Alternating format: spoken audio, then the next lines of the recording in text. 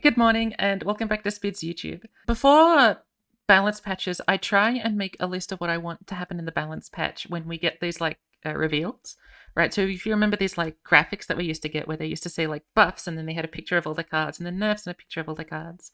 What I would do is I would create these little graphics, and I've done this about 4 times. Now this time we didn't get that graphic, but because there was a reveal stream, I thought I could still do this graphic and I'd have someone send me what cards got changed and then I would change the cards and see what I think the changes would be. So I had Jansport give me a list of all the cards and I'm going to go through them now. After that, we'll go to this page and see what they were. But I want to go through what my hopes were and my expectations are for the changes now, knowing what the cards are, but not what they are. You might see this as me siphoning content where making this even longer than it needs to be. I could just be looking at this, but I really enjoy doing this stuff with the Runeterra things. And historically, this has been lots of fun for me to go through what I think should change and going through them. And my success rate is what, 40%? I'm not particularly good at getting these, and I'm going through these so you can see what they were in the past. But I'm going to go through my hopeful changes, knowing what the cards are, and then what I think the changes will actually likely be, because these are often different things. In fact, this is the most disparity, I think, out of the previous ones. A lot of the time I used to say same for things that I think would be the same between what I hope to change, what my expectation is. But let's just go through them, because I am excited to see what the changes are, because I haven't seen what the changes are yet. And so you can see my reaction. I don't know, this is what people do when they own a YouTube channel for LOR, so I'm doing it too. I stole this Jax change from, what was it, this one? Yeah, from last time, where I think Jax being an aura is a different, because typically you put Jax at the end to get the extra +1/+1 if he's leveling up mid-combat. But I think making Jax an aura allows you to do some more interesting stuff with catch, and it means if he levels up in combat, he's a bit more threatening. And I think that's a more interesting way of messing around with Jax, because if you're not running rallies, Jax only attacks once every 2 turns, and so you're missing out on a lot of Jax's power on the turn that he would level if he's not getting that as an aura. Now, I think it being an attack is fine. I don't think it being an aura is necessary. That's why there's a question mark here. I don't actually, when I say this is my hope, if I'm forced to buff Jax, this is how I'm going to buff Jax. But I actually don't think I would buff Jax, and this happens a few times in here where I don't think I would buff these cards, and so my buff for them is a little not that interesting. But what I expect is something like this. I don't expect it to be an aura, and there's not that many things you can change on Jax. I think if you change his numbers, I think it becomes a little bit awkward.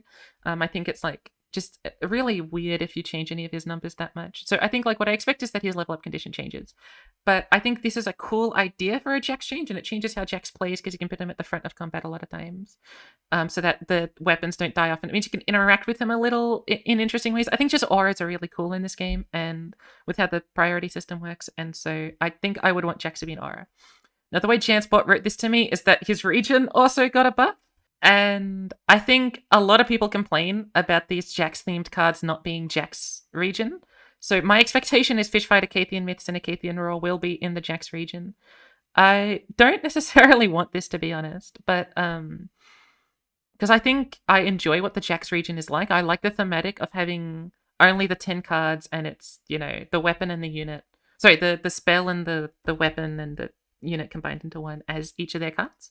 I find that really interesting for Jax region, but I expect that with how much people really want this in the Jax region, I expect this.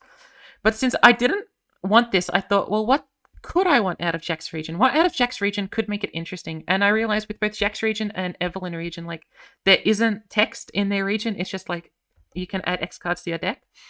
So I thought making Jax focused around weapon swapping, I think could be a really interesting way of moving Jax into a different area. And I think the idea of the first weapon you play each round costing 1 less, I think is an interesting way of developing this sort of weapon swapping idea, especially with stuff like the rake, making sure that you're getting your scout attack, but then also can change off the rake into, say, your combat reel, and then also getting value off that. I think that's a cool idea for Jax region. I don't know. Again, I wouldn't buff Jax region. I wouldn't do any of these buffs if I could just not buff Jax region. I think there are other things you can buff within Jax's archetype to make Jax stronger. And I really like Jax. Jax is one of my favorite champions. But this is how I do it. Lysandra is another champion that I'm not too keen on buffing, but if I was to forcibly buff Lysandra, I don't think I would buff the stats. And since Jansport didn't write Watcher or something like that. I'm assuming Lysandra herself is getting buffed. If Watcher is getting buffed, I'm assuming it's a revert. But if it's Lysandra, I'm thinking that maybe you could make it so that she has more interaction with her thrall that she summons. And I thought maybe just count down the thrall. It might make thralls feel somewhat better, but I'm unsure. And I think that what I expect is just some very minor something like when she levels, she also creates the Ice Shard in hand instead of only getting it at round start. I think this is a fine buff. I don't think this Lysandra buff is too big. I am fine with Lysandra not being too big. I'm not the biggest fan of Lysandra or Freljord in general.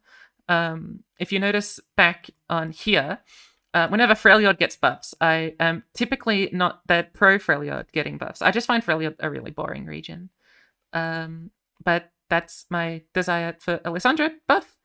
Ornn is a champion that I played a little bit recently, and I found Ornn isn't awful. I mean, he's awful as more than one copy, but I don't think Ornn is too bad. And I was trying to figure out, like, what would Ornn really want? I don't think changing the level up condition does too much. You could make it attack instead of strike, but I think that would lose a lot of what makes Ornn thematically kind of cool. You can make his weapon stuff more interesting, and I think the best way of doing that is just saying that when he's equipped, he gets forged twice. I am scared that's a little too strong because that means Ornn, when he's played, would immediately pretty much always have 8 strength and even more if it's been massively forged. But in combination with these other buffs, I think that I could see a world where what they're trying to do is really hammer home this idea of Ornn being stat increase, and what you'll see is the other Ornn buffs are all stat increase buffs. And so I think this is a way to buff Ornn. I'm not that keen on a buff on Ornn. I realize the first 4 of these I've said I'm not keen on a buff, but I am keen on some of the later buffs. But I think this is a fine Ornn change. I'm curious to see what they actually do for Ornn, because I think there's a lot of ways you can do Ornn in very different ways, such as what they did with like Rot Colossus. Like, do very different things with Ornn and change him around a lot. And so I'm curious what they actually did do with Ornn, but this is what my 1 hour of thinking brain got me. And I will say, like, with all of these other ones, I did have like a few days to think about them, and I would change them as the week went on until we got to the final day. I only had an hour on these because, I mean, the patch is already, like, I can already see what the patch is. I don't need to spend too much time on this. So I spent less time on this, so this isn't as refined as I would have liked other things to be. Like, I spent a lot of time working on these ones, typically. But I'll move on to Lucian. I think Lucian having a different champion spell would be good. The only issue is that there's only one other Lucian-themed card, and that's Radiant Strike. But I think Radiant Strike could be more fun than Relentless Pursuit. I feel like you don't need to double up with Relentless Pursuit all that much with Lucian, and since it was nerfed, I think Radiant Strike might be a more interesting way of keeping your Lucian alive through things like Mystic Shot while simultaneously being able to keep the things that you want, like, powerful.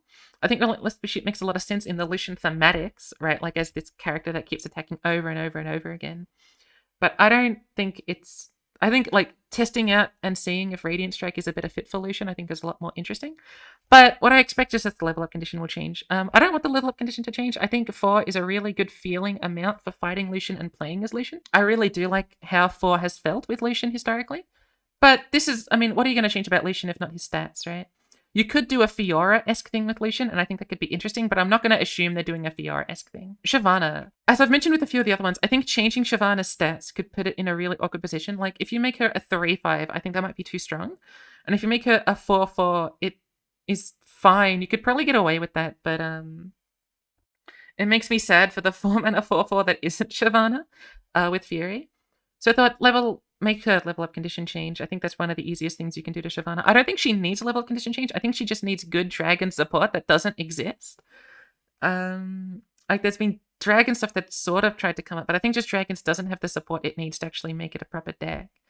And to explain this one, currently Shyvana creates a fleeting strafing strike, and I want it to be something that isn't fleeting, but it costs its full mana, and if you already have one in hand, it reduces its cost by either 1 or to 0, which is the same thing that Na and Zoe and Udyr and all that sort of stuff does. I think that the way Shyvana plays now is actually really cool in its thematics, that, like, she's angry when she attacks and she gets this strike, and, like, it's all powerful in that attack. I think that's a really cool idea for a Shyvana thematic. But, I mean, they have broken thematics for gameplay satisfaction as well, in terms of, like, twin disciplines being like fraternal instead of identical twins and all of that stuff. Like, they have broken thematics. Same with Countdown on the landmark of Lissandra's nonsense being 9 instead of 8, right? Like, they have broken that stuff, so I think you could do this with Nara, and I think this could be fine, but I don't know. I'm indifferent to what they do with Shyvana. I think a better way of going around, if you wanted to make Shyvana better, would be to change some of the stuff, possibly by introducing a new Demacian card for Shyvana, like a cheaper dragon, that has some interesting dragon synergy. But I think this is all fine. Master Yi. Master Yi is interesting because I think that Master Yi is on the cusp of being like a really decent champion. And I don't know the way in which to make Master Yi feel as if he's more powerful. And the numbers on Master Yi are interesting. I think you could give Master Yi just a stat increase. But I'm sort of wary against giving stat increases. I don't think stat increases are all that interesting as buffs for champions. I think it's much better to change how their thematics work or how their feeling is, unless their stats are like really a main part of what feels bad about that champion. I think giving Master Yi +3/+0 is my version of the least impactful buff I can give. Like, this is an important buff, and it does change things, especially against like Demacia. But it's not like that much of a buff. What I expect to happen is that instead of buffing a random spell at the end of every round, I expect it to have some sort of manipulation. I think it being the strongest spell could be an interesting way of making cards like Children of the Forest or, I don't know, Feel the Rush in Ionia and that sort of stuff play more effectively. I say strongest. I should say most expensive and least expensive instead of strongest and weakest. I think the cheaper spell is an interesting way of making him work with flow stuff. My only concern is that we're going to see like 20 million 0-mana Mimesis choices and everyone being upset. But I think changing the randomness is a way to make Master Yi feel more planny to play. Like you can plan your turns ahead. Like if I play Master Yi on turn 5, I can do Feel the Rush on a very specific extra turn as opposed to just hoping. But I sort of also like Master Yi being random. It's in an awkward position for me, I think. But that's what I expect. I expect that they're going to change how the random spell cheapening applies. Tristana is another favorite champion of mine. I'm a big fan of Tristana. Like, her being a 1/4, I think is kind of powerful. I don't know if it's too strong, remembering that she's got 5 HP when she flips, right? And she does come down flipped on occasion. And I think having her have 4 HP puts her in the same rank as like Vigar, Jinx, like leveled Jinx, and a bunch of other champions where the 4 HP breakpoint is quite difficult to deal with. And I think if you wanted to make Tristana decent, you could just give her that breakpoint that makes her feel really powerful. But I think what I really like is this idea of making her level up condition easier to access so that she does the same thing as Jinx and hit that breakpoint when she's flipped, and she just flips so much easier. I've played a fair bit of Tristana over the last few months. I think Tristana is lots and lots of fun. And while I don't think making her multi-region thing earlier would make her too strong, I think that having that extra breakpoint of that extra health would be really, really good. So I said this as my hope because I like Tristana, and I think Tristana being strong would be fun. That's why I put this here. If I was trying to hope for meta balance, I would probably also say the level up condition should be in my hope as well. And I think this is the more interesting way of making her feel like a healthy champion in the game, by lowering that level up condition so that she does the Jinx thing of having 4 HP when she flips, and having that being accessed easier so that she can come down at that breakpoint of having the extra HP. Maokai. I think famously Maokai has the worst champion spell. It used to be like, oh, does Maokai have the worst one or does Zilean have the worst one? And it used to be, a discussion that would plague the, aether of communication for aeons and aeons. And they changed Zilean, so I thought maybe they can change Maokai as well. I'm wary of making it out of expansion, right? So like the other time they've changed it has always been within the same expansion, right? So Careful Prep was within the same expansion. And well, I think it was in the same expansion. I think I'm right in saying that. And Sonic Wave was in the same expansion. So I'm wary of making it Undergrowth because that wasn't in the same expansion. But I think like if you wanted to make Maokai good, you could replace everyone's least favorite champion spell with Undergrowth. But if they don't want to do that for, whatever reasons you have with thematics, right? And the same reason that they didn't really want to give old cards new keywords. Which I think they did once at some point, but they said they didn't really want to do that consistently. I think you could just give Toss 2 to Toss 3, because a lot of the reasons why people were cutting Maokai and running 2 Maokai or something is that Maokai doesn't do enough for the deep game plan properly. He's better off as like a final tool for trying to go for your alternate win condition, or creating that fork of you're going to die to stats and you're going to die from being milled. So I think tossing 3 would make it so that Maokai is something that people enjoy playing on turn 3, especially like a Maokai into a Vilephy, so that the toss is happening at a sufficiently quick rate. I hope that they do the Undergrowth thing, and if they do that, I'll be really happy. Kale. I've tried playing a bit of Kale this season with Kale Elites, and I know when Kale released, everyone was like, why is this level up condition like this? Please change the level up condition. And I was like, okay, fine. Sure, if you guess. I never really played with Kale because Kale didn't interest me too much. Then when I did play Kale to try and climb to seasonal qualification, I was like, yeah, you know what? This level up condition really feels just god awful to play with every single time. So I think receiving that feedback, I think the devs will probably change Kale to make the level condition just something different at all. Just change the level of condition to not be how it is right now. Just not round end. That's what I expect to see from Kale. I don't think that's a unique take. I think a lot of people that come from League really like the numbers. I don't care about League that much. So it doesn't really affect me. But I know a lot of people care about that sort of thing. So I wouldn't expect them to change the numbers yet. They might do it eventually if Kale still doesn't hit the mark they want to hit. But I wouldn't be surprised. We're in the Alawi section. I've played a little bit of Alawi this season. I did a lot of Vayne Alawi, and I want Alawi to have an extra stat so that she can beat Quietus. Now, I know Quietus is getting nerfed, but I want Alawi to get an extra stat so that you can beat Quietus with a catch or beat Quietus with a sharp sight, because Alawi's best region is obviously Demacia or Bard, but her best region is Demacia. And the fact that Demacia doesn't have a +2 strength thing means she just dies to Quietus. And having the 2 strength means that she can threaten the ability to beat Quietus, and that's like the main thing Alawi needs, just being out of Quietus. My expectation is that they'll just increase the spawn, because my understanding of seeing all of these cards in tandem is that they really want big spawn Alawi to be good. If they wanted to do that a little bit more, they could have changed the 5 mana 4/3 that spawns 3. But I still think they want big spawn to be decent, and that's why I thought they might change this to spawn 2. But I prefer this as a change, because I think this makes sense for how I like to play Alawi, which is this like trying to beat Demacia sort of angle. Going into just Nagakibaras. I hope they make it cheaper. I think making it a 7 mana and then like change the stats a little. It doesn't need to be 4/7. It just needs to be some sort of change in stat as well to combine with the 7 mana. I think it would make Nagakibaras a more justifiable card. My expectation is that they'll just make it 12 power to 10 power, because I think they want Nagakibaras to be like this massive threat. Then like the emotional difference between 8 mana and 7 mana, I think, is something that is felt throughout a lot of the audience, especially like the casual audience. And so I can imagine a world where they want it to feel like it's a massive play, like your 8 mana tank that you're going for, as opposed to a 7 mana play, which costs a lot of mana. But the difference between the feeling of like Hydrovine, which is a 7 mana play, and 8 mana plays like Tiana feel different, right? The extra mana increase between 7 and 8, I don't know, it just has that qualia of difference. So I don't necessarily expect them to do that. So that's why I thought they might just change the tentacle amount. But I don't know. I'm curious to see what they do with Nagakibaras, and this is another one that I'm very curious to see how they decide to go about it, because there are a lot of numbers on the Nagakibaras card. Tentacle Smash. When Tentacle Smash was revealed, I said to myself, this is going to be Spawn 2, and I was correct. It wasn't going to be Spawn 2. But if they're going to buff Tentacle Smash, I think I'd rather see it be 3 mana and be very focused in being an Alawi deck.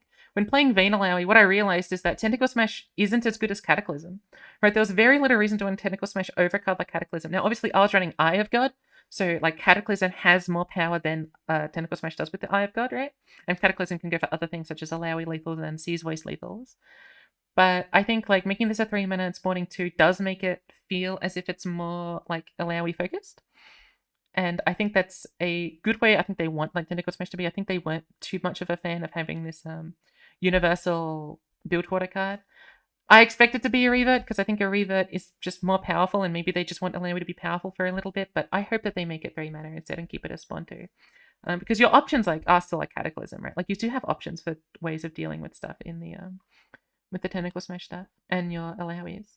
Onside. I'm not going to go through all of these individually. I think increasing stats is just like the obvious thing to do. And I think if they want to buff the Ornn archetype and they're going to buff multiple cards within the Ornn archetype, I imagine all of them are individually going to be buffed as opposed to all of them being massively buffed.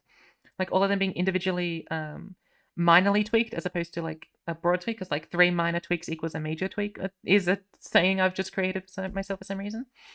The only one I'm upset about is Favorite Artisan. I really like the theming of Favorite Artisan being a 1/4. When I was playing Timelines, I really enjoyed the 1/4 stat line, and I felt like being able to play with the stat line that you don't really play with very much, I thought was very, very enjoyable. I really enjoyed playing with this 1/4 stat line, especially with the way that you could forge Favorite Artisan and make them a 2/5. I think that was really interesting to me. But I'm expecting it to be a 2/3 or something if they're going to change Favorite Artisan. Shadow of Reverence. I think they're going to go the Temple route. No, I think they're going to increase the spell mana, but I want them to go the Temple route. I think going the temple route could make Rise feel a lot more interesting to play. And I think they haven't explored that temple route of refilling real mana much. They've only really done it with temple. And so I think this could be a really cool idea of making Rise region feel as if it has some more interesting play patterns that it can have to it. I get why they went spell mana, because Rise is Mr. Spellman. And like the spell mana still works with the delves in the past, because you play this and then it refills your mana. You can play delve in the past and then you can play your other landmark. But I think if they're going to buff Shard of Reverence, they can literally there's like 2 things they can do. Or there's 3 things. They can do a massive rework where it doesn't have anything to do with mana anymore. They can make it 3 spell mana, or they can make it real mana. And so I'm covering all my bases by saying it's real mana. Ionia cards. I think Shadow Shift could be fine at 2 mana. I don't think it would be too strong.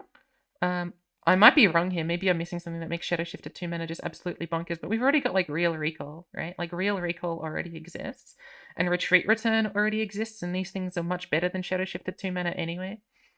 But what I expect is that they have the thing where it synergizes with Zed. I think a lot of people kind of want this as a part of Shadow Shift, where you can do things with Zed and make it feel more powerful and do like Zed things, right? Like I'm playing Zed, I'm with my Zed deck, I've got the Shadow Shift.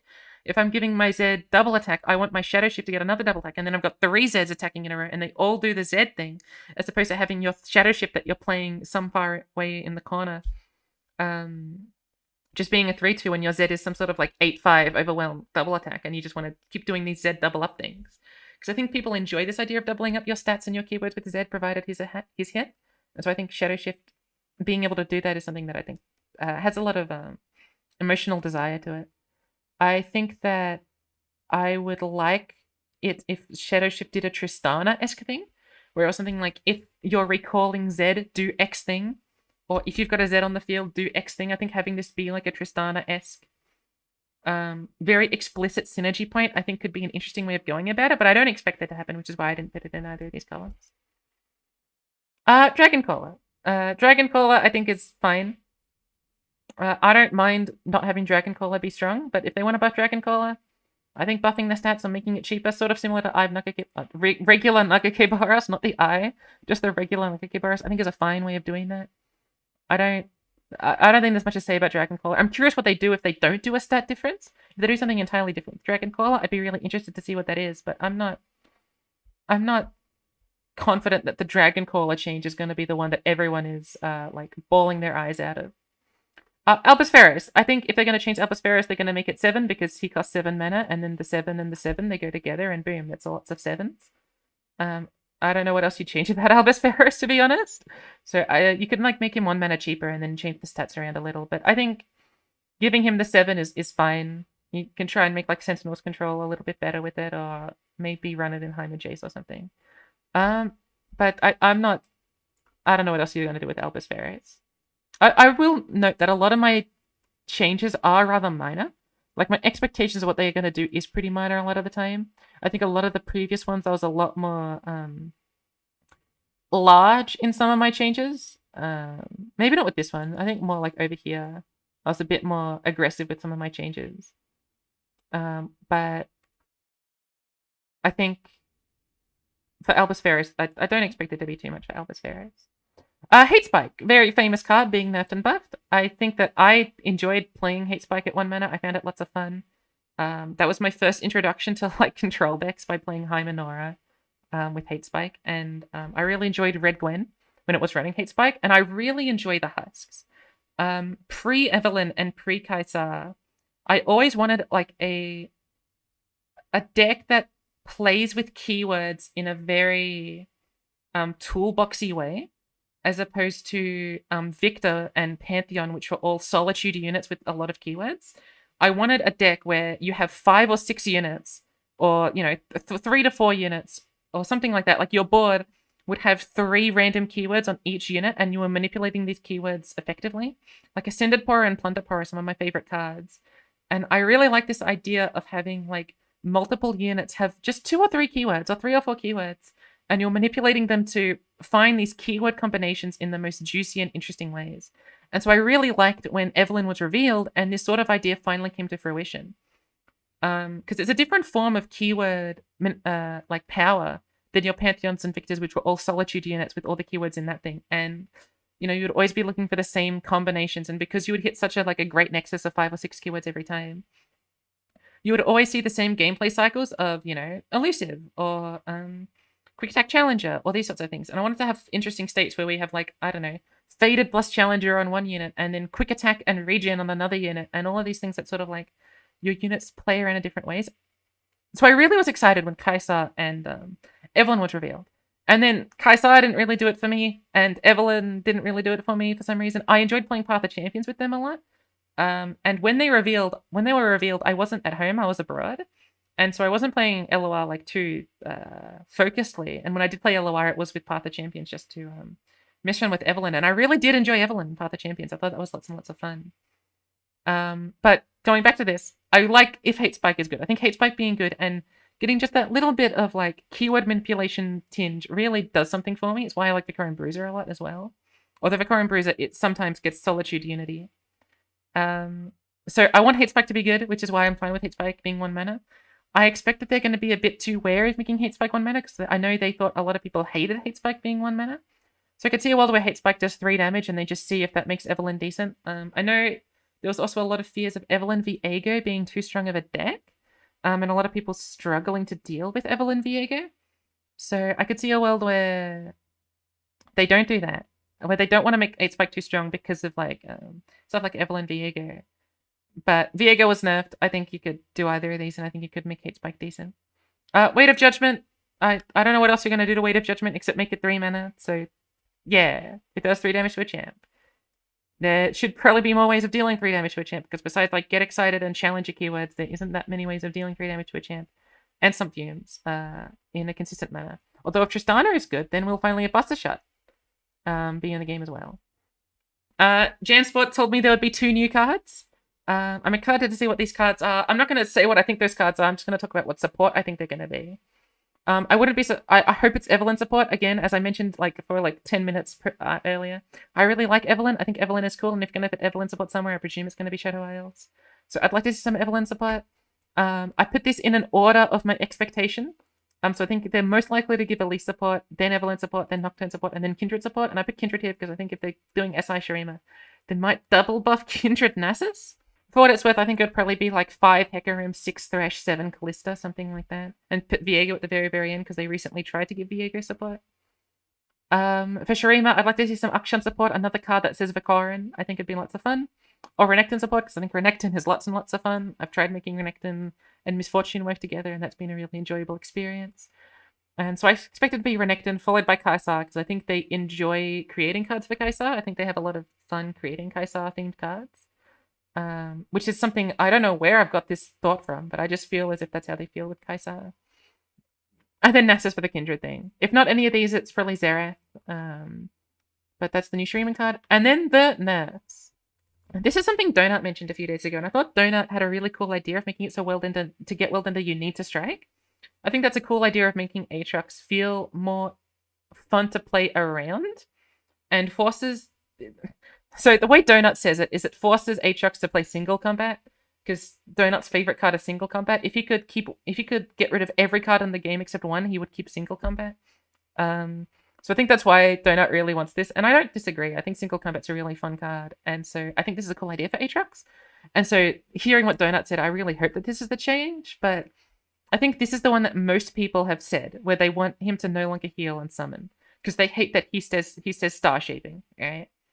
So that's what I expect to happen, that he loses his heals on summon, because I think that's what a lot of people want, and I think that while I don't think the balancing is contingent on what people want, I'm not going to deny that I think that if the goal of the game is to make people enjoy the game, sometimes you should do what the people want. If you've got 2 good options and you want to pick one or the other, you should pick the one that people, I think, are more interested in. But I'm not a game designer, what the hell do I know? I make videos on the internet where I spend, how long has it been? Half an hour talking about the cards before I go to the changes. Katarina. Katarina is a card I'm unsure about, because I really like the gameplay patterns of Katarina. I find Katarina lots and lots of fun to play. And I really enjoyed Katarina pre-Foya. I find the fact that Foya says Katarina no longer inherently loses tempo annoying. The fact that Katarina says no matter about anything else on the board or the game state, playing Katarina is no longer a tempo loss, if your board is only got one card on it, I think sucks. I think I really enjoy the idea of Katarina being such a blatant anti-tempo card that can give you like threats by just holding it in hand and applying the tempo pressures that you want to. So I really like Katarina for that effect. And so my thoughts was that the best way of retaining Katarina's tempo negative feeling is by making her a 2/2 and then a 3/3. But that doesn't inherently address the problem that I feel that Katarina has right now, which is the foyer interaction, right? I know I like Katarina. I actually think my favorite change for Katarina is rotating her. But if rotation isn't on this list, so I haven't put that there. My expectation is that they're going to change the Free Blade's Edge to be 1 mana. I think that way they can like change how the mana interactions work, especially with replaying Katarina over and over again, right? Like I think the 1 mana Blade's Edge isn't the strongest part about Katarina, although it made her really, really fun to play in so many different decks.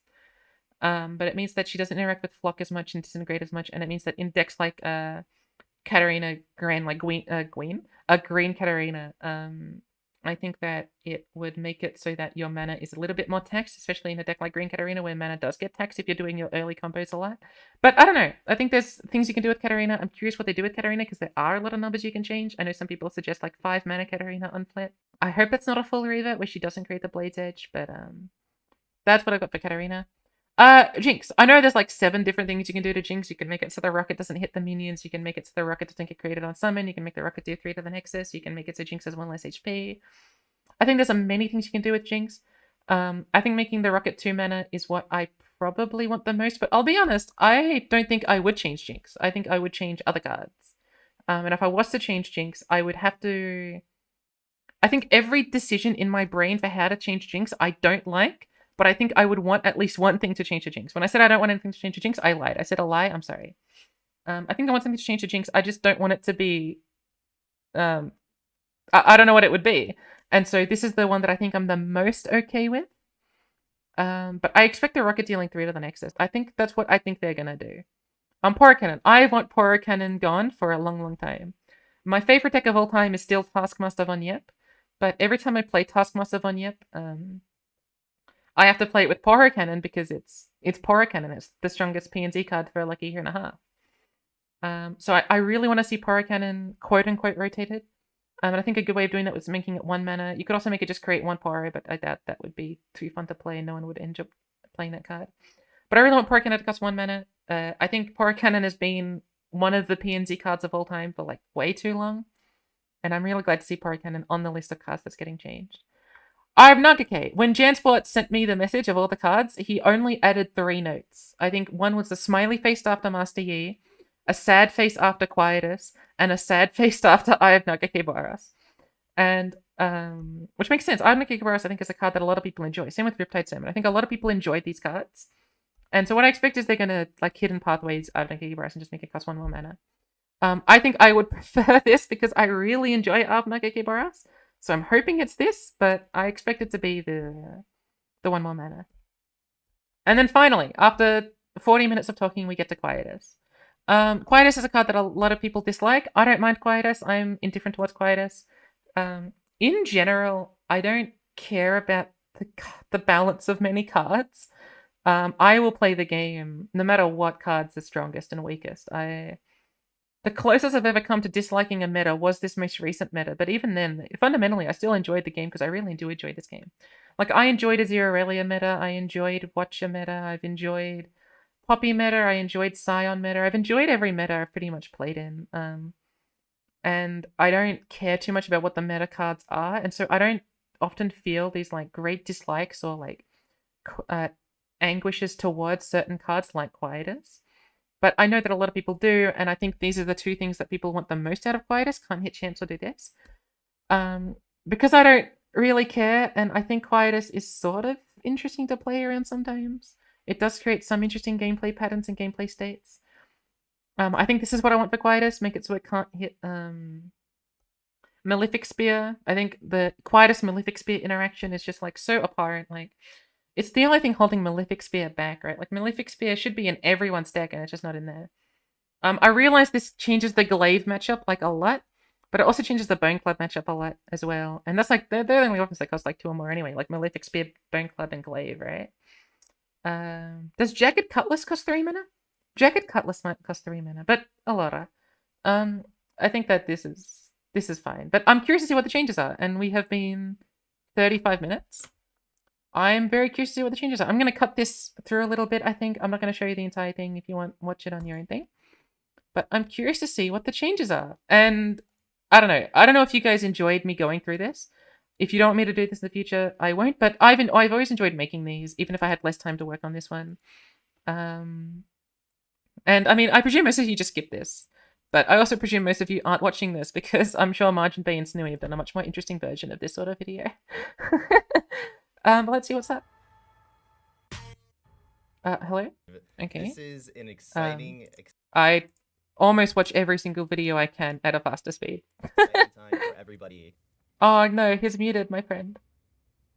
He helped develop Jace, Action, Gwen, Kayn, Varus. I like some of those champions. I like the first 3. Kayn and Varus I'm indifferent towards. He laughs when he's muted as well. That's good. I might be doing a philosophy degree, so yeah, I can be just like this guy. I don't know why we shouldn't ask about these things. Is this hold on, can I just quickly make like a stupid comment? Thanks. I presume this is like, because otherwise he will ramble, but I don't know why you wouldn't want to talk to someone about things they want to ramble about. People rambling is like the best part.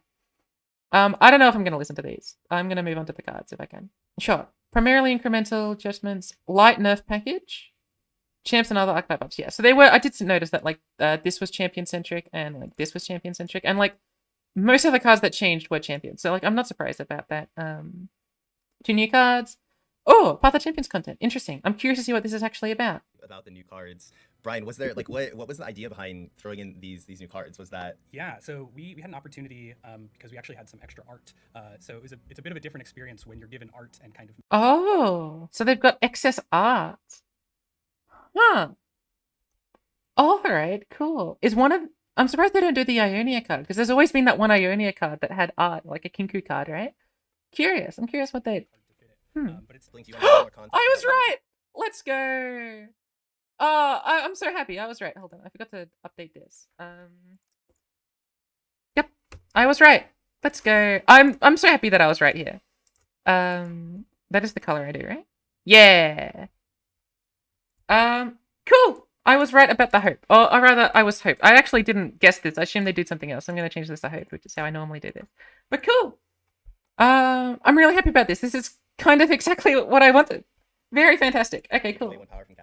She's been the #1 played champ for the last 3 months. Whoa. Okay. There was a video. Sunny just did a video kind of detailing the journey of Katarina from Katarina's irrelevance to domination. So when I saw that this was coming, I was like, oh gosh, I wonder how it's gonna shake out once it's actually. Wow, they mentioned Snooey's video. Interesting. Because I'm so excited. Let's just get into it. Okay, go ahead. This is Oh, so it is a heavy rework. Interesting. Okay, kill a unit with total power and health of 4 or less, or destroy units greater. Okay, so they're gonna add the stats.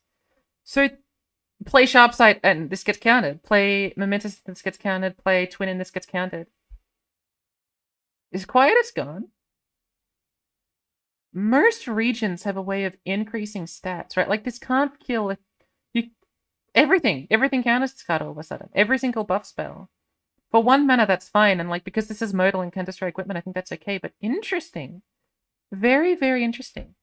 I was very clearly wrong, but I think I'm happy that I was wrong, so I'll do a little smiley face, which is how I designate that I was happy to be wrong. Sorry, this is supposed to be a little bit more prominent. Yeah, there we go. I'm really happy that I was wrong. I think that's a really cool idea. I love the idea of this. I think Quietus is probably gone. I struggle to imagine Quietus being good enough. What decks does Quietus hit now? It can hit Lulu Jinx, because Jinx doesn't run any buff spells. Interestingly, it can kill 3/1s now. Which is fine, I guess. Now I can kill old Baboon Baboon. I don't think there's any 3/1 champions, right? Yeah, but now it like doesn't kill Elise, for example. It not killing Elise is insane. My instinct is that competitively Quietus is gone. I struggle to imagine a world where Quietus is good anymore. So I think competitively Quietus is demolished. But I think in terms of idea, I'm like, as someone that finds this game really fun to see the creativity within, I think this is a really, really cool idea, and I'm really glad a card like this has been played with and thought about. Because I think this is a fascinating idea for a card. But I think competitively this is gonna, like, you know, inside me there are two wolves. One plays competitively, and one thinks the game is fun and enjoys the game design. And as the game design half of me is like pretty interested in this card, but the competitive part of me realizes that this card I don't think can see play much anymore, especially compared to cards like heavy metal and, you know, what's the PNZ one, Hexpliterator. Like, I think compared to those cards, this card is unfortunately gone. But I'm sure some people are very fine with Quietus being gone. Quietus. Yeah, so Oh, good, an advertisement. By the way, we tested this at 5. 5 was almost occasionally too good. Yeah, that was my instinct, that I think this would need to be 5 for this to be good. Because at 4... Look, Demacia counters it, Ionia counters it, Shurima counters it, Pale Cascade counters it, so basically Targon counters it. There are very few things that new Quietus could kill that old Quietus couldn't kill. Which is fine, but the amount of things that new Quietus can't kill is so much higher. I would have expected this to be 5, and I think 5... Emotionally, like, to me, as someone who's only seen this for the first time, 5 feels like it'd be fine. But I can see why they don't want this to be Quietest. They don't want this to Quietus to have 5. I can see why they didn't want it to be 5. But I think, like, I can't imagine Quietus being... Like, this is the region with fucking Vile Feast. Like, I get that you could run Vile Feast and this card, but why? Why ever run this and Vile Feast at the same time anymore? Like, you get to run Vile Feast. If you wanted to kill a small unit or create, a blocker for a small unit, just play Vile Feast. And, you know, your secondary region with a lot of these decks already has Pokey Stick, Mystic Shot. You can run Unspeakable if you really want. I don't see Quietus being that good anymore, but maybe I'm wrong. I don't have anyone telling me I'm wrong, so I have to assume I'm saying stuff that's okay. Another ad? Thing you might not notice right away is if the unit is taking damage, it will start maybe over the cap, potentially fall under it. So there is some room for tactical play with it now. But overall, we think that this is a nerf in general, and kind of a lid, taking a lid off certain other cards that we're doing. Right, so they've mentioned that damaged cards get affected, and that is true. So what they're saying, this could be a nice post-combat tool. Like, combat has happened, the opponent has spent all their mana, their Shyvana is now a 3-1, and then you kill Shyvana. I could see that, but look, if it's a 3-1, you should be running Vile Feast. And if it's a 2-2, then I don't know why you care. I don't know. I'm not sold on this Quietus, but I'm glad they mentioned the interaction with, like, post-combat and, like, damage-based stuff. I think that's fair. You can put this on the stack with other damage-based abilities, which is interesting. So you could put this on the stack with a Mystic Shot, which is cool. I really like the design of this card. I think this card has a lot of interesting design now. I doubt that it's strong enough. But the other Origin C3. But the theme. My poor thematics. Varus says 3, Aatrox says 3, what does Ken say 4? Oh well. I can close this tab, I don't need this tab open. My poor thematics. Look, I think this is fine. I don't care too much in terms of the competitive half of me. The competitive half, you know, the wolf competitive, blah, blah, blah, doesn't care too much. I think this is a good change. I think this is justifiable, understandable. Minor nerf to Kane, but it does change the whole, you know, cultist deck me when I draw cards all the time sort of gameplay feeling. I don't really mind too much. I'm not that big of a Kane fan. I did enjoy Kane Vayne. I thought Kane Vayne was lots of fun, but I don't mind this. This is fine. I'm curious to see what they say about this. Next one. Okay, this one's really... Do you want to explain? Oh, I forgot that people wanted this about Aatrox as well. Yeah, that's fair. I know a lot of people wanted that from Aatrox. I get the desire. I don't care too much. I understand why people wanted this about Aatrox, but it's whatever. I think it's fine. I get it. I understand why. I don't care too much. Different other Darken. Sure. Whatever. I'm indifferent. It is a nerf. Good job. I honestly preferred both of these other options, but sure. Whatever. Fine. This one? Yeah, so we tried several directions on Aatrox, and they all kind of seem to push a little too hard on him. And so the change that we actually made is fixing a bug, which is that his text always said 3+ different dark. Oh, it was a bug. Huh. Okay. but didn't actually count that. And like you'll be surprised at how much of a difference this makes. It comes up more than you expect that you haven't played different ones. It forces you to kind of like make your deck a little more broad. So you know, Make it don't you mean make the deck more narrow? Because you're gonna have more weapons in it and less like spells and units? I guess you could call that broad, but I would call that narrow. But okay, sure. we're still Different. Is summoning Aegis and summoning Joral considered two different Darkin, or is it the same because it's essentially just Joral inhabiting they're Aegis? considered the same card. In general, if a card has two different choices, we still consider it the same card, and that's true for Zephyr. Interesting. I think that's what I expected that to mean as well. But sure. I'm not surprised by that. And other cards that'll count X. That's what I expected. Okay, cool. Oh! Okay. Huh. Well, I was wrong, but I'm fascinated. Can I add a thinking emoji? No. Okay. Huh. It's the same thing as, I am the Shimon Wind Wishman. Huh. So it's still the same card in Pirates, pretty much, but it's a different card in, like, control decks. Because you can't be a burst speed blocker anymore. Which is powerful in control decks, but I think this is still a decent card in control decks. I don't think there's, like, a good enough alternative to Avnaki Boras. Like, your best alternative is Whispered Words or whatever, right? So I still like Avnaki Boras. I think this is a really good minor hit. This is really cool. I really like this one. This one is really, really nice. Cool. I'm interested to hear what they say. I really like this one. Do you want to talk about Okay, advertisement number 3. Jinx? Ryan? Jinx. Yes. Cool. I think this is what I expected, right? Yeah. Yep, I got this right. Fine. One of many changes they could have made. I'm not surprised they went for this one. Hold on. Yeah, that color. Fine. I like this joke. Super. It's a perfectly adequate. I like this. It's fine. I don't mind.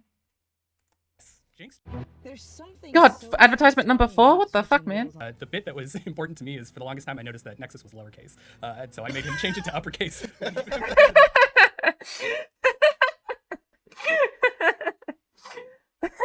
Thank you. Consistent. Hey, sorry, and now I'm distracted. What is this card in the background? Is this the new Shuriman card?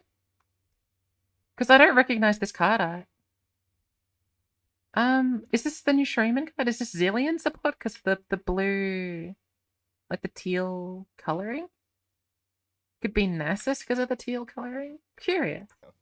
Yep, there we go. Everyone, yeah, I think this was like pretty expected, right? I'd be surprised if they did much besides that. I'm not too surprised. I'll hear what they have to say about it, but that's pretty expected, right? this chat, half the people say yes, half the people say no. I think I'm in the yes camp. This is the problem. Like giving people too daring. Oh wait, Ace is a no person. Interesting. Rip Ace. It's a good time. If you want your bars, you can pay one. You know, it's like eggs. Okay, this has been It's like eggs. Is that what he said? It's like eggs if you can pay your part. Play against experience. So I think it's a good time. If you want your bars, you can pay one. You know, it's like eggs. Do they mean like a carton of eggs where if you want 2 porros you can pay for 3 porros, but they're eggs? I don't understand. I'm sorry. this has been a Ah, so they don't remove the health, but they do buff the power. Fine, I was sort of like close, but not really. I'll put this in the red, but I was sort of close with the hope at least. I can say like 50% hope. Alright, like I did want them to increase the power, and that's kind of what they did. Right, and I do agree that the real buff is the fact that Quietus is gone. Do you want to This Oh, okay. Spawns on summon. Fair. I don't hate that spawns on summon. I think that's fine, but I kind of don't think it does too much. I think both of these do more for the card. I mean, this is sort of like the exact same sentence. Almost. It is slightly different depending on like interaction points, but this is the same sentence. And I think I would have preferred this from a gameplay perspective, not from an emotional perspective. But yeah, that's fine. I don't hate that. This is what I wanted, right? Let's go. I got my hope. Let's go. I'm really happy about that I got what I wanted. As I said, I like this change. I think it's a much cooler change and it does AoE stuff more than it does general build water stuff. I think this is very cool. Oh, okay. Alright then. I don't know. Sure. Okay, well, no. But fine. I'm indifferent. I don't really care too much about this specific change. I'm hoping that the weapon changes are better. Like, I think these are the ones that I think affect Ornn more than this affects Ornn, to be honest. Because Ornn is not Ornn. Ornn is Ornn's archetype, right? This does make timeline slightly better, but whatever. Relatively simple, +1/+1. One of the really nice things about this is it means that as long as the equipment that you pick has 1 power, then in one swing he'll have 8 power and be able to level himself up. So it makes him easier to level up, get to the cool side of Ornn 2. Sorry, if you've got a 1 power weapon, Ornn will level up. Doesn't that only matter for upcycled Rake and the Dark and Bloodletters? Is there any other +1? Karatzi weapon? I don't know. I think that specific comment I could not care less about. But okay, fine. Yeah. Okay, it's a 1-2 instead of a 2-1. 1-2, it's a sad stat line, but I get it. And 2-3, unfortunate. I like my 2-3, but okay. So I got this one wrong. And I got this one right. But I'm unhappy that I got it right because I don't want it to be there. But that's fine. Yep, absolutely fine. I get this being a 1-2 instead of a 2-1. If you equip it with something, it'll get the proper stat line. That's more interesting, right? If you give it a spear, it becomes a 2-4, a 2-5, right? If you equip it with a spear, which is pretty decent, right? Dave, do you remember? Add number 5, I think. Add number 6, actually, because of this in the corner. Regardless of the text on the board, they can also kind of like. Sorry, I've just read chat. They obviously haven't gone through Jax yet, but Jax region and Ornn at the same time getting buffed is interesting. Like, Weaponsmith Apprentice curving into Jax is not a bad curve.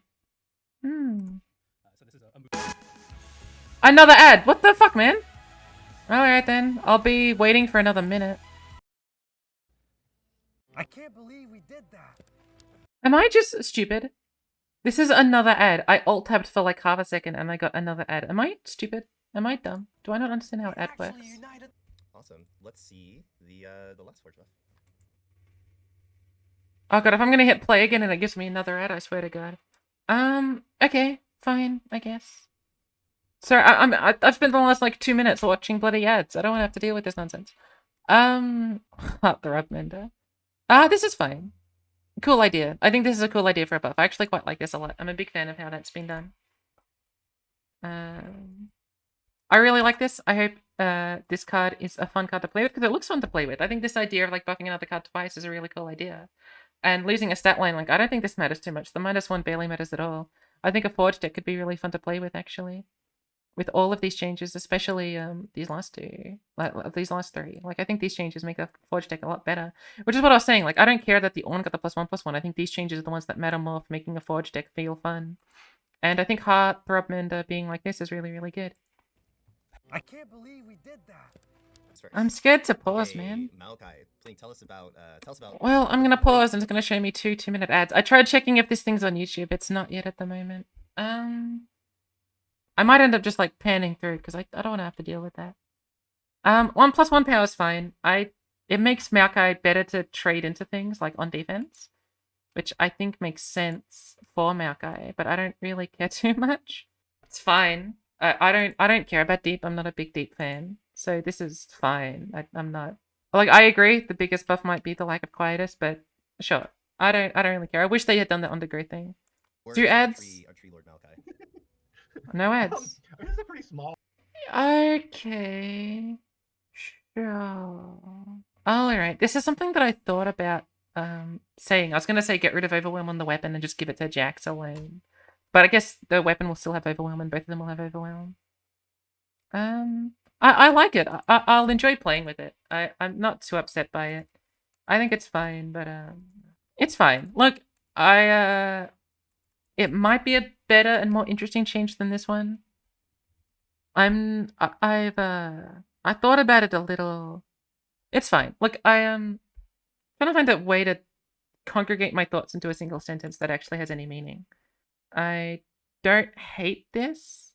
This will be fun to play with, and the fact that you can equip like Combat Reel or whatever, or Scout on it will be good, and I think Jax is going to be a lot stronger because of this. Probably more stronger than this would have given strength, right? The aura thing. I'll enjoy playing with this, but I'm not... It's not a very It's not a very emotionally, like, enamoring change. Yep, I'm not surprised. They didn't do Encathian Myths, interestingly enough. But I'm gonna say that I pretty much got this, like, pretty much correct, right? I know a lot of people wanted this. And what else are you going to change about Jack's region except giving them access to Fishfight and Encathian Row?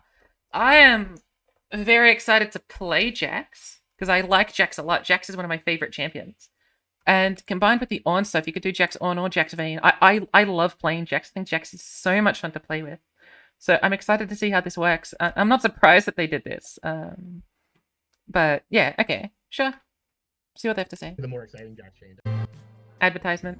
3 of them. Isn't that exciting? Is this true? Half of us will be diagnosed with cancer in our lifetime. Is that actually true? Hold on. Will half of us be diagnosed with cancer in our lifetime? Wow, that's a lot higher than I thought. And I guess because there's 2 women in the ad, it's saying us. I don't know if this is like a woman's ad or not. One of the main reasons being that people live longer. Interesting. Huh, I had no clue.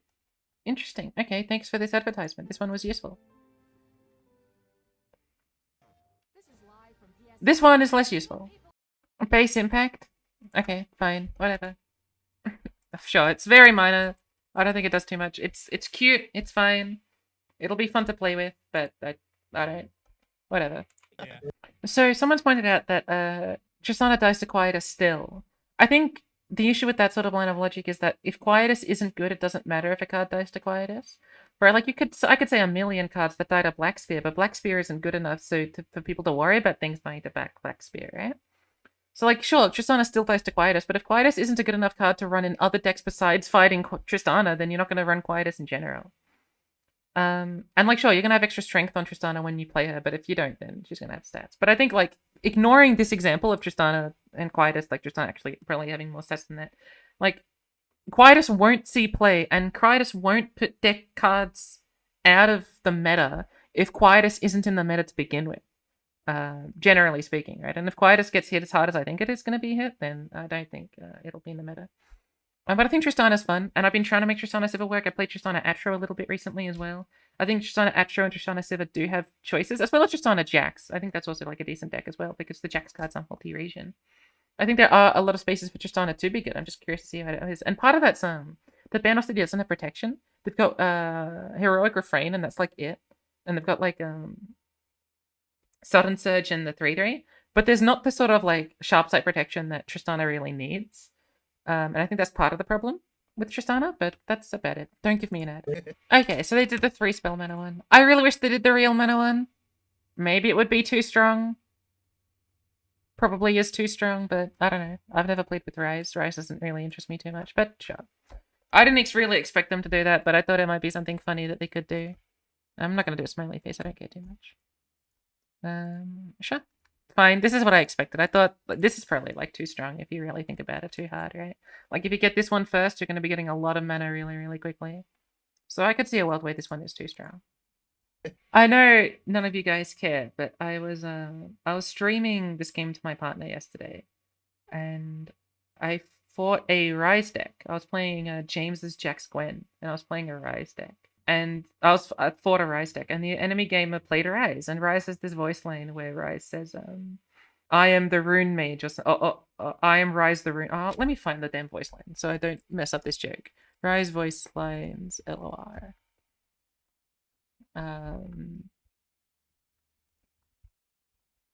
Where are you? That's probably when he leveled. Is there a level up section? This one, yeah. My name is Rise. I am the Rune Mage. And I heard this, and what I want... I heard this voice line, and afterwards I said to my partner, my name is Rise. I am from Arcane.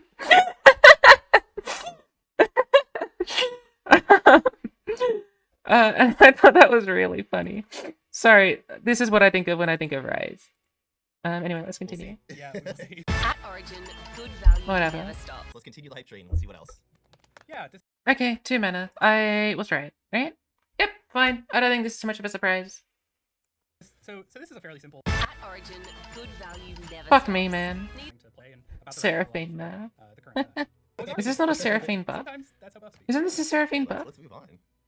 Okay, okay. This one's interesting. I was fucking right! Holy shit! I cannot believe I got that right.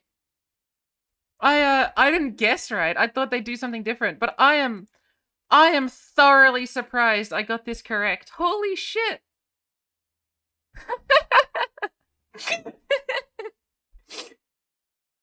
Wow. I am so surprised I got that right, because this seems like such a random fucking pot shot. Wow, I am so proud that I got that right. Jeez. I'm not proud. I don't know if proud's the right word, but I'm very... I cannot believe that. How much more do we have to go? What? 10 cards to go, including the new cards? Sure. So, yeah, okay. I cannot believe I got that right. Holy shit. Okay. Sandra. Quality of life. Sorry, I'm not understanding this. Is the flow not while like Yi doesn't need to be on the field to get his flow? Is that my understanding of this? Because I actually can't tell what's changed. But that's what I'm assuming it is. That he can flow while he's in the deck, which means I was wrong. I think that's what's changed. I actually genuinely don't know what's changed, but because they haven't actually explicitly told me. But all right, I don't care. I think Master Yi is probably going to be strong, but that's fine. If Yi is good with Go Hard, I'll try and learn Yi Go Hard because I really like Go Hard, and I played one game of Karma Yi Go Hard, and it was like a 40-minute match, and it was very fun. But I'm not very good at control decks. So if Yi is good and Yi is good with Go Hard, I might end up playing a Go Hard deck like Spooky Go Hard because I found that lots of fun that one time that I did play it. Oh, interesting. Okay, so I was very wrong. But I like the level up change. I think the level up change is really good. And I also am a big fan of the 2-mana Strafing Strike. I think this is all cool. I actually really like both of these. I do like, stupid, dumb, Demacia, blah. I think that can be fun. And I do like dragons. So this looks fun. I actually like these. Alright, I've asked Jansport, who is my resident Yi enjoyer, what the Yi change was. It's not what I said it was. It's not that flow happens all the time. It's that Master Yi is not I've seen, which I actually genuinely thought Master Yi wasn't I've seen already. But I think I was just conflating the everywhere aspect of his +2 strength to be the everywhere aspect of the level up condition, which doesn't say the word everywhere, but basically says the word everywhere. But okay, my bad, but sure, I don't mind. But this is really exciting. The Shyvana stuff. I'm really excited to see how this goes. Someone in chat was just saying, where are my Kale buffs? So... Oh, hold on. So champion discount bin means that both... No, wait, no, huh? Huh? Why, wait, I don't wait, no. But, what do you mean champion discount bin? But Lucian is 2 mana. Okay, so KL is 1 less cost, -1/-1. Oh, but the summon hits the self. Okay, so it doesn't change anything. It's -1. Okay, fine. I understand. That all makes sense to me. No. Sure, she gets 1 less mana, which is fine. She can curve into Bannerman, which is cool. She now buffs herself, which means she should also increase from herself during her attack because she'll be buffed with her attack. She costs 1 less mana, which is fine. It makes sense. I don't hate this. It means she curves into Bannerman instead of Garen, so you can run Kael and Jarvan as opposed to Jarvan and Kael. Oh, sorry, Garen and Kael. Holy shit! Okay. I didn't know Lucian was a yordle. Or a small little annoying individual like Annie and Zoe. Okay. It's interesting because everyone watching this didn't know Lucian was going to be changed, but I knew Lucian was going to be changed and still didn't expect him to be 1 mana. Lucian's good now, right? Like, Lucian ain't bad. Whoa. I really did not expect to see 1 mana Lucian. Didn't I say that they might do like a massive rework for Lucian during the intro, like 10 years ago? You could do a Fiora-esque thing with Lucian, and I think that could be interesting, but I'm not going to assume they're doing a Fiora-esque thing. Wowie. Huh. I don't know what to say about this except that this is really, really interesting. I'm really curious to see how the meta development. I'm really curious to see how the meta develops after this. This is really, really interesting. This is fascinating. I'm so curious to see how this ends up playing out. I will probably try Illusion deck, but I'm not sure exactly what. But this is interesting. Huh. Dies to Vile Feast, but A lot. Yeah. yeah, of course. At least this one isn't a minute long. All right, Blink. Cool. I was correct. I'm not surprised that this is how they did it. This is what I expected. Holy shit, I got a lot wrong with the champions. I got one champion right, and it wasn't even the whole way right. Although I did get Lysandra guessed, which was really nice. But I got most of these wrong, which I'm fine with. I don't really care. But this was right, which I think is good. I'm not too surprised at that one. Once again, Cards where they have 2 different. Oh, interesting. Okay, fair call. I don't like this as much. I really liked just the absolutely stupid amount of damage that 7 was. I thought it was really funny. I think this is a much more balanced idea. I think this idea is a lot more balanced and we'll see more play.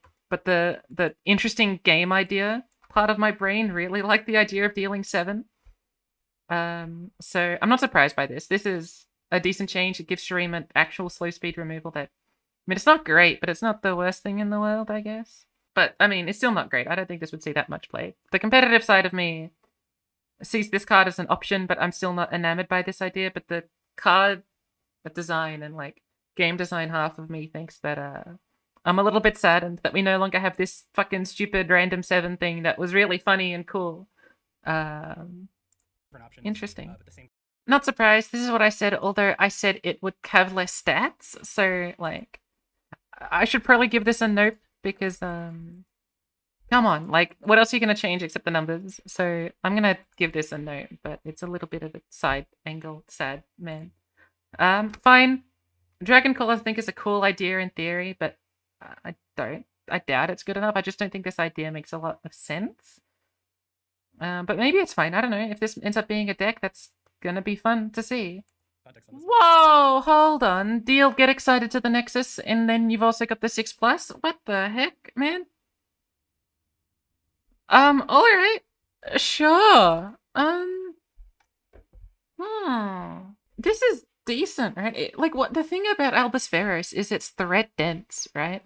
Like, you play this in a deck where you've stalled out the game to the point where you're allowed to be threat dense. And not only does this block stuff against mid-range, it attacks into mid-range and you're forced to block it and also deal damage. So you're forced to trade into it somehow with like a Fish Fighter or Vengeance.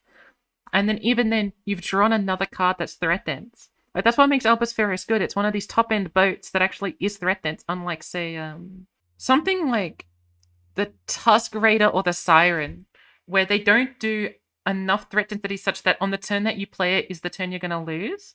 But with Albus Ferros, it's slightly large enough, and if you've got the attack token, it's so threat dense that the idea of playing your boat makes you lose that turn because you've lost that tempo. Doesn't apply as much to Albus Ferros. Now, it applies a little bit because Albus Ferros is still like a 7-mana single unit. But, wow.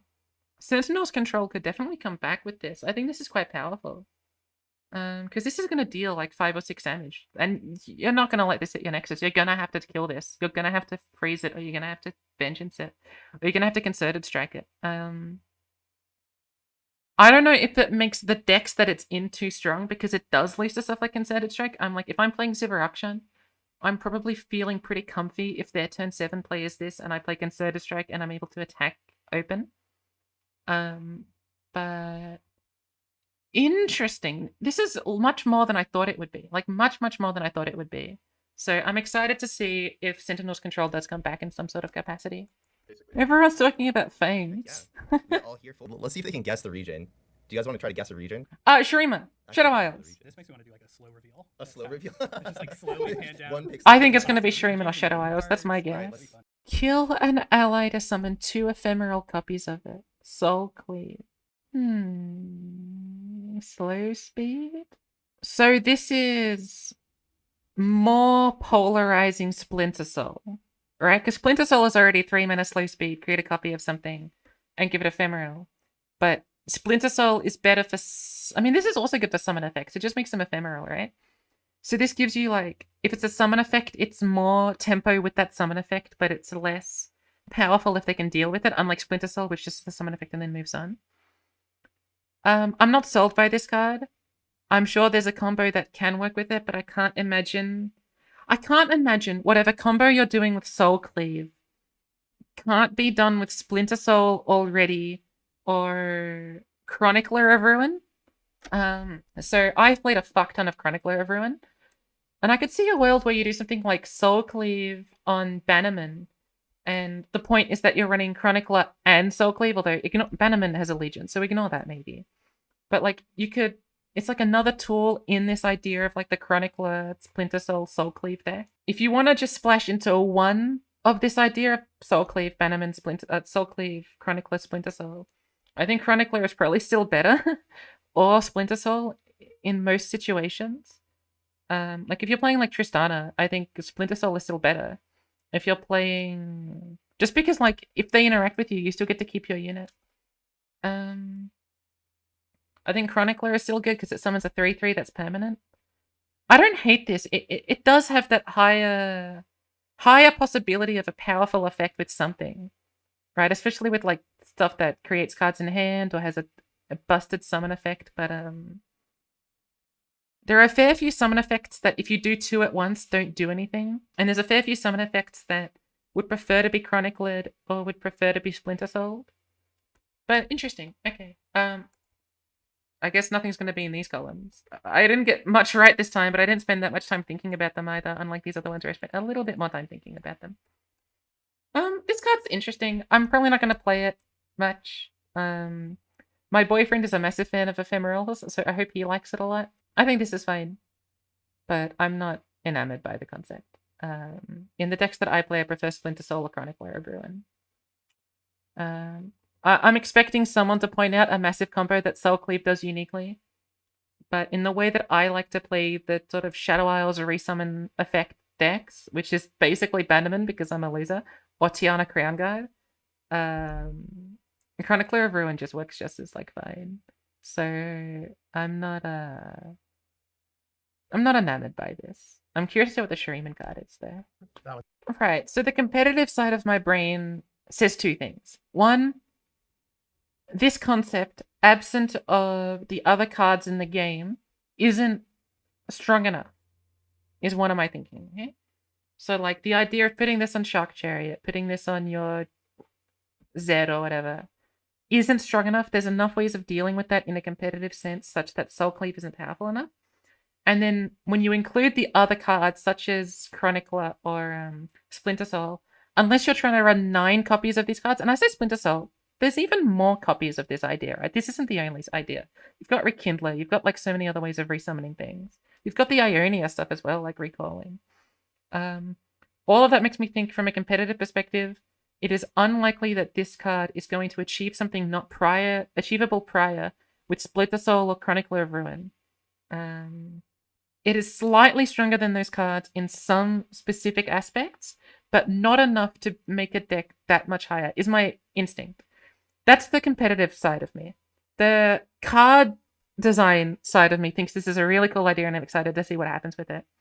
I'm sure there's a very fun thing where it's, turn 6 and you Soul Cleave and you do 2 Shadow Shifts and instead of playing Rekindler, this is how you've decided to get 2 champions or something like that. But I'm not enamored by this.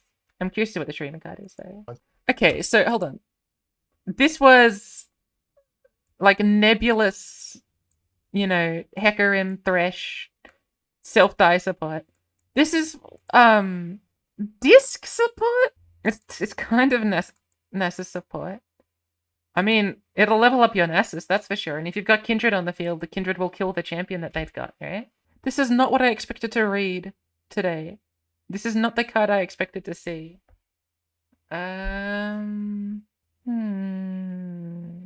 I'm probably cutting out all my thinking time, but I really am thinking about this card. My instinct is that this card will not see play competitively because too often this will be a brick. But I think the card design aspect of me, like the version of me that enjoys cards having interesting effects. Really likes how this works with Sundisk and works with Nasus Kindred. But very little else. The competitive side of me sees this as too niche of a card to justify putting in your deck. It could be interesting as a one of in disc and interesting as a one of in Nasus Kindred, especially on your attack token with Nasus Kindred. Because if they've got a champion, your Kindred will kill their champion. Right? If they've got a champion, your Kindred will kill their champion. And I think it also curves pretty well. Like, you do Kindred on 4, this on 5.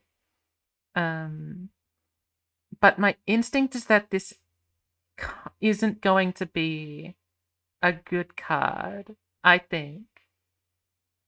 But it's a cool idea. It's not what I expected to see at all. I mean, I was probably wrong thinking there would be units. They've never done units in this section, and once they said, you know, it's cards that have randomly, like art that we randomly had access to. I doubt they would have randomly access to units, but not spells. Like, I expected, maybe I should have expected these to be spells, but, fascinating. What the fuck does castigate mean, by the way? To reprimand severely. Alright. Interesting. Definitely not what I expected at all. I'm curious. I'm really curious to see what competitive players think of this card. Like, I want to talk with people and see what they think about this card, because this card, I don't know what to think about, and I'm very curious to see what good players think about. I can't wait to watch the Margin Bay video or the Sir Turman video on these cards, because this is fascinating to me. So Spirit Stone used to be restricted to 6. It wouldn't show for anything that cost 6 or more, which makes sense. You know, you can play a 5-cost unit, get a fleeting one in hand, and play another one. But getting to 10 mana is just such a rare occasion. So we changed its restriction to move it to something that just, even if that was technically possible, this pulls it into something that's happens more often. And so we just wanted Spirit Stone to be more usable. Similar thing with standard star chart. It just This point about Spirit Stone I think is really interesting. Huh. That makes sense about the 5+ thing, and I think I may have noticed that when I was playing Path of Champions, but I think it makes sense they're restricted to 4-cost units as well. I think that makes sense. It's a good change. I really like hearing that thought. I really like these nerfs. I think these nerfs are really, really good. I'm happy to see them. My main issue, I've said this a million times, my main issue with Path of Champions is that you can't pick what level you want to play at. And it feels so bad to play a character and feel as if I can't have difficulty with the character because I've leveled it up. And it feels bad to, once I level up a character, to feel as if I can't ever do difficult things with this character on early ranks. The only difficult thing I can do is like higher and higher scaling. What I want to do is have all my champions at 0 or at 5 or at 10 or something, and do that sequentially, or like pick 0-star or pick 1-star, and that's the only thing I care about in Path of Champions. And that's the main reason why I don't find myself playing it, because I can't scale the difficulty to how I want to scale it. And it feels awful that like I can't justify playing like a starred up Leona, because if I star up Leona, it now makes it so the Z path is never going to be difficult for me, or the Gangplank path will never be difficult for me. That's my main issue with Path of Champions. Seeing these changes, I'm really happy to see though. I think these changes are really nice, and I'm glad that they're balancing the mode a little bit more to make the strategy of the game more interesting. I think that's really enjoyable. In fact, this opportunity came from us kind of like seeing what it would be like to turn more attention towards it, whether this was something that you like to see in a variety patch. So absolutely give us feedback on whether this is interesting to you, whether we should, you know, dedicate a little bit of each variety patch or each occasional variety patch to Pat stuff. All right, I doubt my dear friend Julie and Brian and David are watching this, but I like this. I'm glad to see this in the variety patches. I think this is really enjoyable. Thank you for doing this. That's my feedback. I doubt it's going to go to them because I'm Spid's YouTube with 2 followers. But yeah, I like this a lot. I am a Poro.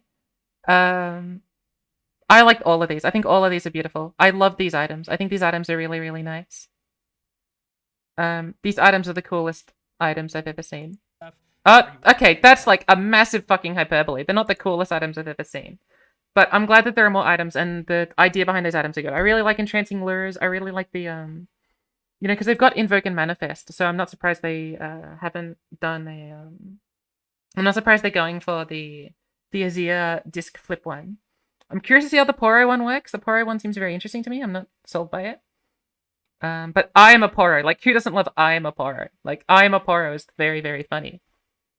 It's either Lucian or the Soul Cleave, the ephemeral deck. I like low to the ground stuff, so those are both really fun. Soul Cleave's really really fun to build decks with, at least for me. So I'm pretty excited for Wilson again. Yeah, I think Soul Cleave's my number 2 as well. I'm really excited for Kale as well, but I have a really good question here. Both of these guys are like enamored by Soul Cleave, and my response is just play Splinter Soul. Or Chronicler. I'm just like missing out on all the cool stuff apparently. From Runeterra, what are Clown for Hiring asks, when is rotation? So rotation is going to come with our first expansion. I mentioned earlier, we're on this kind of like monthly cadence now. So this is the live balance patch, and then next month will be variety, and then next month will be the expansion. So if you can map that out in your heads, you can kind of roughly understand when rotation will come. Is he not allowed to say April? Why aren't they saying April? Is it because April sounds super far away? Just say April. I don't understand what I'm missing. Another win and where raid. So same. All right, whatever. They're doing the rating thing. I don't really understand how Twitch works. Apparently they're rating someone. I hope the SWAT team doesn't have to get involved. I think this is a good patch. I think there's a lot of like typical mid-range nonsense getting buffed. Tristana is interesting. Jax is interesting. Oh, Tristana, it's not really interesting. Tristana's just okay.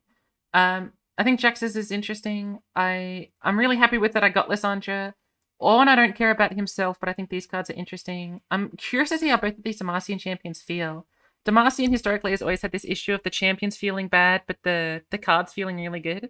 And since then, Jarvan was one of the best feeling champions, but they buffed Garen to give the +1 to everything. They changed Fiora, they've changed Lucian, they're now changing Shyvana. Vayne has felt like a really good champion. They've finally gotten around to making the champions feel good in Demacia. And that's been like a gradual thing that's happened over time, and it feels like Demacia's actually got some proper champions now, which is quite nice. Maokai, I don't care about too much. Kale, we'll see what happens. I think Kale is interesting as like a post-Bannerman play. Alawi, sure. This one was, I don't care too much, and this one was pretty good. I like these. I'm not too big on Rise. This stuff is stuff that I don't think is too impactful, but I could see doing stuff.